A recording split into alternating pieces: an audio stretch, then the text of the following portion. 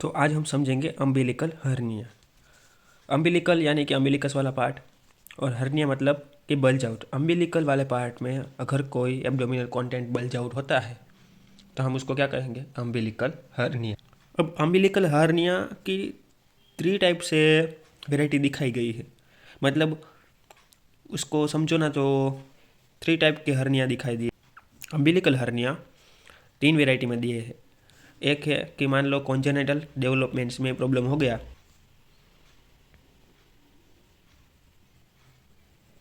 और एक है कि अगर बच्चे का मतलब बर्थ हो गया है उसके बाद अगर कोई प्रॉब्लम होता है और अम्बिलिकल में हर्निया होता है तो उसको इन्फेंट और चिल्ड्रन, ठीक है। मतलब उसकी एब्डोमिनल एरिया में जो अम्बिलिकस है वो थोड़ा वीक था, उसके उसीलिए उसके पास मतलब उधर अम्बिलिकस साइड हर्निया डेवलप हुआ, उसको क्या कहेंगे? इन्फेंट। मतलब ये ट्रू अम्बिलिकल हर्निया हो सकता है। वो क्यों होगा वो हम बाद में पढ़ेंगे। और अगर अम्बिलिकस के आसपास अगर थोड़ा बल्ज आउट हुआ, वो अम्बिलिकस को भी थोड़ा कवर कर लेगा, तो वो उसको हम पढ़ेंगे पेरा अम्बिलिकल हर्निया, ठीक है। तो ये 3 टाइप के हर अम्बिलिकल हर्निया को हमें देखना है। सबसे पहले कॉन्जेनिटल डिफेक्ट को देखते हैं जिसका नाम है एक्सोम्फेलस ओम्फेलोसिल, ठीक है। अब ये है क्या? एक्सो मतलब बाहर आना, ठीक है। एक्सो का मतलब क्या होता है? आउटसाइड। और ओम्फेलस, याद रखो, ओम्फेलस का मतलब होता है ग्रीक वर्ड में नेवल रीजियन, यानी कि अम्बिलिकल रीजन। अम्बिलिकल रीजन का आउटसाइड आ जाना उसको हम कहेंगे एक्सोमोफेलस, ठीक है। और दूसरा वर्ड यहाँ यूज़ हुआ है ओम्फेलोसिल, ठीक है। जैसे कि अभी मैंने बात किया कि ओम्फेलस का मतलब क्या होता है? अम्बिलिकस। ओसिल मतलब हर्निया या स्वेलिंग के लिए यूज़ होता है। तो अम्बिलिकल रीजन में हर्निया हो जाना उसको ओम्फेलोसिल कहेंगे, ठीक है। यानी कि ये वर्ड के मतलब ये वर्ड क्यों यूज़ होता है? तो ये वर्ड यूज़ होता है कॉन्जेनिटल एब्डोमिनल वॉल डिफेक्ट के कारण, जो अभी बच्चे का बोर्न नहीं हुआ इसीलिए वो डेवलप हुआ है कॉन्जेनिटल। इसके लिए जो अम्बिलिकल हर्निया होगा वो क्या कहेंगे? एक्सोमोफेलस और ओम्फेलोसिल, ठीक है। इसको कहेंगे कॉन्जेनिटल डेवलपमेंटल एनामोलिस, ठीक है। जो अम्बिलिकल हर्निया डेवलप करेगा एक टाइप का। बट बट इसको हम ट्रू हर्निया नहीं कह सकते। मतलब ट्रू अम्बिलिकल हर्निया तो नहीं कह सकते ना, क्योंकि कॉन्जेनिटल एनामोली है, इसके कारण ही पहले से ही ये ऐसा डेवलप हुआ है। पर इसको अम्बिलिकल हर्निया में कंक्लूड किया जा सकता है, ठीक है। ट्रू तो नहीं, पर अम्बिलिकल हर्निया अम्बिलिकल रीजन में स्वेलिंग है इसलिए अम्बिलिकल हर्निया में इसको कंक्लूड किया जा सकता है। तो जैसे कि मैंने कहा कि कॉन्जेनिटल डेवलपमेंटल एनामोली, अब होता कैसे है वो हम पहले समझेंगे कि ये कॉन्जेनिटल एनामोली होती कैसे है, एक्सोमोफेलस डेवलप कैसे होता है।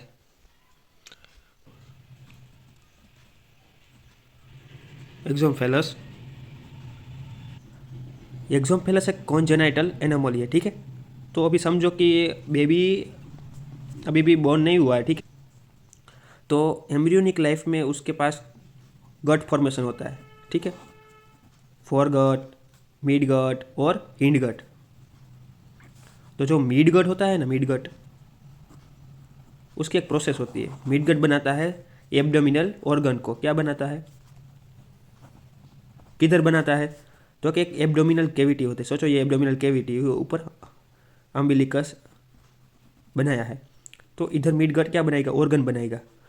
तो ये अम्बिलिकल कैविटी इतनी होती है, तो एक टाइम आता है ना कि मिड गट अपनी प्रोसेस को इतनी रैपिडली फास्ट बना देता है, मतलब ऑर्गन डेवलपमेंट इतने फास्ट होने लगते हैं एक टाइम पे कि एब्डोमिनल कैविटी थोड़ी क्या बढ़ जाती है? कम। तो कुछ ना कुछ कंटेंट थोड़ा अम्बिलिकस अर्निया को टच हो जाता है, अम्बिलिकल रीजन को टच हो जाता है, ठीक है। तो ये अम्बिलिकल रीजन को टच हो जाता है, मतलब एक टाइम आएगा कि ऐसा दिखेगा, ये अम्बिलिकल कोड है, ये एब्डोमिनल को। तो मान लो ये इंटेस्टाइन बना है तो थोड़ा इंटेस्टाइन इधर चला गया होगा क्योंकि एब्डोमिनल कैविटी थोड़ी कम है, और मिडगट ने रैपिडली इस फेज में एब्डोमिनल ऑर्गन बना लिए है। अब आगे होगा क्या कि मिडगट थोड़ा स्लो हो जाएगा और एब्डोमिनल कैविटी बड़ी हो जाएगी, और ये जो थोड़ा पार्ट आया था ऊपर अम्बिलिकल कोड को टच हुआ था वो फिर से नॉर्मल अपनी पोजीशन में आ जाएगा। तो ये नॉर्मल डेवलपमेंट हो जाएगा। पर अगर होगा क्या? अगर ये नॉर्मली एब्डोमिनल कैविटी बड़ी नहीं हुई और मिडगट का कोई भी पार्ट है वो रिटर्न नहीं आया, तो वो क्या करेगा, अम्बिलिकल रीजन में ऐसे ही पड़ा रहेगा। और उस टाइम पे जब वो आया था तब उसके पास एक सेक होगी, एमनियोटिक सेक होगी, बराबर। और वोटन्स जेली होगा जो उसका पार्ट होगा सेक में। तो वोटन्स जेली और एमनियोटिक मेम्ब्रेन के साथ वो अम्बिलिकल कॉर्ड में ऐसे ही रहेगा, वो रिटर्न नहीं होगा। तो ये क्या बन जाएगी, कॉन्जेनाइटल एनोमली बन जाएगी। और जैसे ही बेबी का बोर्न होगा ना तो वो अम्बिलिकल कॉर्ड के साथ ऐसे ही, ये जो इंटेस्टाइन देख रहे हो ना, वो कॉन्जेनाइटल एनोमली के साथ ऊपर ही आएगा। तो जैसे बेबी बोर्न होगा ना उसके ऑर्गन ऊपर दिखाई देंगे, वो भी उस एमनियोटिक मेम्ब्रेन, वोटन्स जेली और नीचे पेरिटोनियम तो होगा, इंटेस्टाइन है इसलिए। तो ऐसे कवर्ड एक मेम्ब्रेन दिखाई देंगे बेबी का बोर्न होने के टाइम। मैं आपको आगे इमेज दिखाऊंगा, ये अभी रफ इमेज है, मतलब रफ वर्क है, जिससे आपको समझ में आ जाएगा कि कैसे ये डेवलप होता है, ठीक है। और इसके टाइप 2 कहे गए हैं, माइनर और मेजर। अब ये माइनर और मेजर किस लिए होता है, तो कि मान लो स्मॉल पोर्शन आया 5 सेंटीमीटर से भी कम, मतलब और ज़्यादा कोई ऑर्गन नहीं, सिर्फ लूप थोड़ा कवर्ड पार्ट पेरिटोनियम आ गया, तो वो माइनर कहा जाएगा। और अगर सोचो कि पूरा ऑर्गन आ गया है अंदर, लीवर, स्प्लीन और एब्डोमिन के कोई भी कंटेंट आ गए हैं बहुत ज़्यादा, तो वो क्या कहा जाएगा, मेजर कहा जाएगा, ठीक है। और ये क्या होगा, मतलब सोचो मेन ऑर्गन आ गए इधर, तो उसका वर्क करना न करना ये बहुत मतलब इमरजेंसी सिचुएशन जैसा ही होगा ना, कि बच्चा स्टिल बोर्न भी पैदा हो सकता है, मतलब मरा हुआ भी पैदा हो सकता है, ठीक है। तो ये बहुत माइनर और मेजर में डिफरेंस है, कि माइनर को हम थोड़ा सर्जिकली भी क्योर कर लेंगे, पर मेजर क्या, अगर बच्चा ही अगर मरा हुआ पैदा होगा, स्टिल बोर्न ही पैदा होगा, तो ये कॉम्प्लिकेटेड सिचुएशन हो गई ना, ठीक है। तो इन सब इमेज में आपको दिखाई दे रहा है कि देखो अम्बिलिकल हर्निया, मतलब ये एम्फोलोसिल और ये सब कैसे डेवलप होता है। देखो ये बाहर एब्डोमिनल कंटेंट दिख रहे हैं, उसके ऊपर एक कवरिंग दिख रहा है एमनियोटिक मेम्ब्रेन का, नीचे वाटर्स जेली जैसा दिख रहा है, और नीचे पेरिटोनियल ऑर्गन इंटेस्टाइन दिखाई दे रहा है, ठीक है। और अम्बिलिकस भी ये सेक के इन्फीरियर में दिखाई दे रही है, देखिए। तो अभी आगे मैंने समझाया कि एक्सोमोफेलस एक कॉन्जेनिटल एनोमलीज थी, कैसे डेवलप हुई वो मैंने बताया। मिडगट का जो एब्डोमिन आगे जो रैपिडली ग्रो हो जाता है और फिर से रिटर्न नहीं होता है, एब्डोमिन कैविटी ऐसी की वैसी रहती है, तो अम्बिलिकल रीजन में से पड़ा रहता है, और आगे जाके बच्चा जैसे ही पैदा होता है तो वो सेक के साथ ही पैदा हो जाता है, ठीक है। तो उससे डेवलप होता है ओम्फेलोसिल, ठीक है। और जैसे कि मैंने कहा था कि वो कैसे कवर्ड होगा, जो कि abdomen organ abdomen umbilical region में होगे, पर उसका वो सेक के साथ पैदा होगा जो पहले से ही मिडगट में डेवलप थी। और उस सेक के कंटेंट क्या होंगे, तो एमनियोटिक मेम्ब्रेन होगा, वोटन्स जेली होगा और पेरिटोनियम होगा, ठीक है। याद रखना, ओम्फेलोसिल एक्सोमोफेलस में कंटेंट क्या होगा, एमनियोटिक मेम्ब्रेन, वोटन्स जेली और पेरिटोनियम। 2 टाइप के होंगे, माइनर मेजर। माइनर मतलब 5 सेंटीमीटर से भी कम, मतलब छोटा सा ही हर्निएशन है 5 सेंटीमीटर का, और ये बहुत बड़ा है। और इसके कंटेंट भी क्या है, बहुत बड़े बड़े लीवर जैसे ऑर्गन है, ठीक है। और इसमें इतना कुछ नहीं है, स्मॉल डिफेक्ट है। तो स्मॉल डिफेक्ट है तो सोचो, अगर स्मॉल डिफेक्ट है तो अम्बिलिकस इधर ऊपर ही रहेगा, मतलब अम्बिलिकल ये सेक के एकदम ऊपर रहेगा। और अगर मेजर डिफेक्ट बहुत बड़ा बल्ज होगा तो अम्बिलिकस नीचे आ जाएगा, इन्फीरियर साइड में, ठीक है। तो ये दोनों कॉमन कॉन्सेप्ट था, ये एक्सोमोफेलस और ओम्फोसिल का ये कॉमन कॉन्सेप्ट था, ठीक है। अब हम पढ़ेंगे umbilical hernia in infant and children. अब ये होता कैसे, मतलब सोचो कि बच्चा का बोर्न हुआ है, ठीक है, बेबी का बोर्न हो चुका है, और उसका अम्बिलिकल कॉर्ड में कटिंग हुआ, तो फिर उधर ध्यान रखना पड़ता है कि कोई इन्फेक्शन ना हो। जो कटिंग हुआ है आजू बाजू में, जो मतलब कोई सर्जरी करनी पड़ी, तो उसके आसपास कोई स्कार बना है तो वह वीक ना हो जाए। अगर ऐसा हुआ तो इन्फेक्शन होगा, स्कार वीक पड़ जाएगा, तो उधर क्या होगा, मैंने जैसे ही बोला था, कोई इन्फेक्शन होता है और स्कार वीक पड़ जाता है तो एब्डोमिनल मसल क्या हो जाते हैं, वीक। और अम्बिलिकल रीजन तो ऑलरेडी थोड़ा पतला होता है उस साइड में, तो वीक हो गया तो अम्बिलिकल हर्निया डेवलप हो जाएगा। वीक मसल, एक एब्डोमिनल वॉल, वीक पार्ट से क्या होगा, एब्डोमिनल कंटेंट बाहर आ जाएंगे। तो ये होगा हमारा ट्रू अम्बिलिकल हर्निया, ठीक है। क्योंकि ये हमारे हर्निया के कॉन्सेप्ट को प्रॉपरली फॉलो करता है, और ये तो कॉन्जेनिटल एनोमली के टाइप का था, ठीक है। तो इसको इसीलिए ट्रू हर्निया कहते हैं हम। आगे देखते हैं कि उसके सिम्टम्स क्या दिखेंगे। तो स्वेलिंग दिखाई देगा। अब बच्चे को तो नहीं बोल सकते कि उसको बोलो कि कफ इम्पल्स ले, तो जब भी बच्चा रोएगा तो स्वेलिंग क्या होगा, बल्ज आउट होगा, हर्निया बल्ज आउट होगा। तो ये इसका इंपॉर्टेंट सिम्टम्स है। बाकी तो सिम्टम लेस ही होगा, कोई प्रॉब्लम नहीं होगा इतना कि कोई बल्ज आउट में प्रॉब्लम, मतलब कोई डिस्कम्फर्ट हो रहा है, स्ट्रेंगुलेशन बहुत रेयर दिखेगा, मतलब कोई आर्टरी वेसल्स कंप्रेस होने का बहुत कम चांस है। अब ये ऐसा हर्निया है कि जिसमें हम बिना सर्जरी के भी क्योर कर सकते हैं। सारे हर्निया अभी तक हमने पढ़े, फीमोरल हर्निया सभी में मेन तो हमारा सर्जिकल ही था, और फीमोरल हर्निया में तो खास सर्जिकल था क्योंकि उसमें स्ट्रेंगुलेशन दिख रहा था इसलिए, ठीक है। पर अम्बिलिकल हर्निया कंजर्वेटिव ट्रीटमेंट से ट्रीट हो सकता है, क्योंकि ये बेबी है, बेबी में अभी सर्जरी करना ज़रूरी नहीं है क्योंकि अभी उसका बोर्न हुआ है। तो अभी सोचो, ये बेबी का एक एब्डोमिन है, ठीक है, और उसको एक हर्निया डेवलप हुआ, तो बेबी का अम्बिलिकस भी बहुत छोटा होगा, तो ये क्या कहते हैं कि एक बेल्ट लगा दो, ऐसे ही वो अंदर दबी रहेगी तो क्या होगा, अभी बच्चा का डेवलपमेंट होना बाकी है, तो उसके मसल थोड़े स्ट्रॉन्ग होते जाएंगे आगे जाके, और जैसे ही उसके मसल आगे जाके सब कुछ एब्डोमिन ऑर्गन प्रॉपरली एकदम मजबूत हो जाएंगे, तो वो भूल जाएंगे कि पहले भी कुछ हर्निया था, वो रिपेयर हो गया होगा, पोस्ट के मतलब पास्ट की चीज़ें, ठीक है। तो पास्ट की चीज़ें सब रिपेयर हो चुकी होगी, इसीलिए ये बेल्ट काम करता है। और कुछ लोग कहते हैं कि बेल्ट नहीं लगाना तो एक सिक्का लगा दो, बहुत बड़ा सिक्का होगा तो क्या करेगा, अम्बिलिकल हर्निया बल्ज आउट नहीं होगा, तो आगे जाके बच्चे का डेवलपमेंट तो हो ही रहा होगा स्टार्टिंग के ईयर में, तो वो ऐसे ही रिपेयर हो जाएगा। तो कंजर्वेटिव ट्रीटमेंट काम करती है इसमें अम्बिलिकल हर्निया में, ठीक है। पर अगर 2 साल हो चुके हैं अभी भी नहीं हुआ है, तो 2 साल के बाद अभी हमें सर्जरी करनी पड़ेगी। तो फिर हम उसको क्या करेंगे कि लिनिया जो अम्बिलिकस होता है, अब लिनिया अल्बा क्या है वो समझा देता हूँ।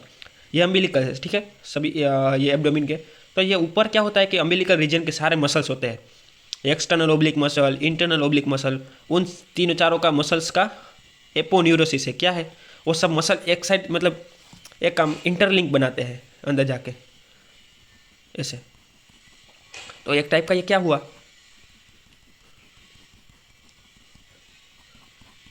इंसर्शन टाइप का हो गया। तो होता क्या है कि ये एपोन्यूरोसिस थोड़ा वीक हो जाएगा, मतलब अगर यहाँ से कोई टूटा, मतलब कोई किसी इंसान ने, सोचो कि अगर कोई बहुत बड़ा मोटा इंसान है, मतलब सोचो कि एक्स्ट्रा लार्ज पर्सन है, उसको मैं स्मॉल साइज़ का शर्ट पहनाता हूँ, तो सबसे पहले क्या टूटेगा, उसके बटन वाला रीजन टूटेगा, सबसे पहले उसके बटन टूट जाएंगे पहनाऊँगा तो ऐसे ही ये हमारे बटन है, तो ये सबसे पहले वीक होने का चांस है, तो लिनिया अल्बा वीक हो जाएगा तो क्या होगा, उधर से एब्डोमिन कंटेंट बल्ज होगा। तो ऐसा ही इधर भी होता है, तो हम इस लिनिया अल्बा को रिपेयर कर लेंगे 2 साल के बाद। रिपेयर करने की सर्जिकली हमें क्योर करना होगा, तो ठीक है। तो ये था umbilical hernia in infant and children, ठीक है, समझ में आ गया कंप्लीटली। तो आगे चलते हैं अभी हम पेरा अम्बिलिकल हर्निया ऑफ एडल्ट, नाम ही है पेरा अम्बिलिकल, मतलब अम्बिलिकल रीजन में नहीं, उसके ऊपर या नीचे, नियर टू अम्बिलिकल, ठीक है। तो इसको हम ट्रू नहीं कह सकते क्योंकि अम्बिलिकल रीजन के नज़दीक है, अम्बिलिकस में नहीं है, ठीक है।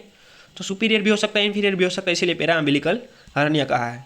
चांसेस किस में ज़्यादा है, फीमेल में ज़्यादा है, ठीक है। अभी कंटेंट क्या होगा, तो कंटेंट तो क्या ही हो सकता है कि ग्रेटर मोमेंटम हो सकता है, कोई छोटी मोटी फेसिया ट्रांसवर्सालिस फेसिया हो सकती है, या फिर कोई छोटे मोटे टिश्यू ऑर्गन, वो सब कुछ भी हो सकता है पेरा अम्बिलिकल हर्निया में, ठीक है। अभी होता क्या है कि इसमें ज़्यादा से ज़्यादा एडेशन, मतलब एडेशन के कारण ये इरिड्यूसिबल दिखाई देता है, तो याद रखना रिड्यूसिबिलिटी टेस्ट करना ज़रूरी है। पेरा अम्बिलिकल हर्निया ऑप्टन सीन इरिड्यूसिबल, ठीक है, मोस्टली के ऑप्टन सीन देखते हैं कि वो क्या होगा, इरिड्यूसिबल होगा, ये पेरा अम्बिलिकल हर्निया है। अभी पेरा अम्बिलिकल हर्निया के कारण क्या हो सकते हैं कि तो फीमेल में ज़्यादा है, फिर रिपीटेड प्रेगनेंसी के कारण मसल वीक हो जाएंगे एक टाइम पे। ओबेसिटी के कारण क्या होगा कि मसल टिश्यू को फाइब्रस टिश्यू मतलब एडिपोस टिश्यू फैटी टिश्यू में कन्वर्ट हो जाएंगे, तो ज़्यादा से ज़्यादा फैटी टिश्यू बनेंगे, तो पेरा अम्बिलिकल हर्निया डेवलप होने का चांस ओबेसिटी में भी ज़्यादा है। तो एसाइटिस के पर्सन हो गए, सिरोसिस के पर्सन हो गए, उसमें ज़्यादा होगा तो मसल वीक होते जाएंगे, एसाइटिस बनता जाएगा, तो उसमें भी पेरा अम्बिलिकल हर्निया होने का चांस ज़्यादा है। तो करना क्या है, तो कि भाई पहला कहते हैं कि कोजिस को क्योर करो, अगर पर्सन ओबेस है तो हम उसका वेट लॉस करवाएंगे, तो क्या होगा कि पेरा अम्बिलिकल हर्निया कम होता जाएगा, न्यू मसल्स डेवलप मतलब रिपेयर होते जाएंगे, तो ये कम हो सकता है। और दूसरा है मायो ऑपरेशन, याद रखो पेरा अम्बिलिकल हर्निया के लिए कौन सा ऑपरेशन यूज़ होता है, मायो ऑपरेशन। मायो ऑपरेशन में होता क्या है कि एक इलिप्टिकल इंसिजन लेते हैं, कैसा इलिप्टिकल ट्रांसवर्स, वो भी ट्रांसवर्स इलिप्टिकल इंसिजन लेते हैं, कैसा ट्रांसवर्स इलिप्टिकल इंसिजन लेंगे अम्बिलिकल साइड में, हर्निया को फिर से बिठा देंगे, मेस फिर बिठा देंगे और पूरा रिपेयर कर लेंगे। पर इस मायो ऑपरेशन में जो अम्बिलिकस होता है उसको हम निकाल देते हैं और उसको फिर से सूचर कर देते, मतलब इसमें अम्बिलिकस को निकालना होता है मायो ऑपरेशन में, अम्बिलिकस रिमूव हो जाता है इसमें, ठीक है। और मैश बिठा देंगे और फिर क्लोजर कर देंगे, तो ये हमारी सिंपल ऑपरेशन हो गया। पर ये कहाँ पे यूज़ होता है? अम्बिलिकल रीजन में सर्जिकली यूज़ होता है, पेरा अम्बिलिकल हर्निया के लिए, इसको क्या कहेंगे? मायो ऑपरेशन, याद रखो यार। आगे हम कौन कौन से टेस्ट कर सकते हैं अगर अम्बिलिकल हर्निया के लिए? तो रिड्यूसिबिलिटी टेस्ट इसमें काम करेगा, ठीक है। कप पिंपल टेस्ट भी काम करेगा, स्वेलिंग हमें दिखाई देगा। तो यहाँ तक था पूरे का पूरा अम्बिलिकल हर्निया। इसमें कुछ नहीं था, बस थोड़ा कॉन्सेप्ट क्लियर करना था कि ये 3 हर्निया थे। अब पता चल गया कि अम्बिलिकल हर्निया को ही इन्फेंट में जो होता है सेप्सिस और स्कार के कारण उसको ट्रू हर्निया क्यों बोला है, बाकी दोनों को, क्योंकि ये दोनों हर्निया अम्बिलिकस के कॉन्सेप्ट में आते हैं, इसलिए अम्बिलिकल हर्निया में इसको कंक्लूड किया गया है। पर में मतलब ट्रू अम्बिलिकल हर्निया क्या है इन इन्फेंट एंड चिल्ड्रन, ये इसके कारण होता है वो, और उसकी सबके ट्रीटमेंट मैनेजमेंट मैंने सब कुछ समझा दिया है, ठीक है।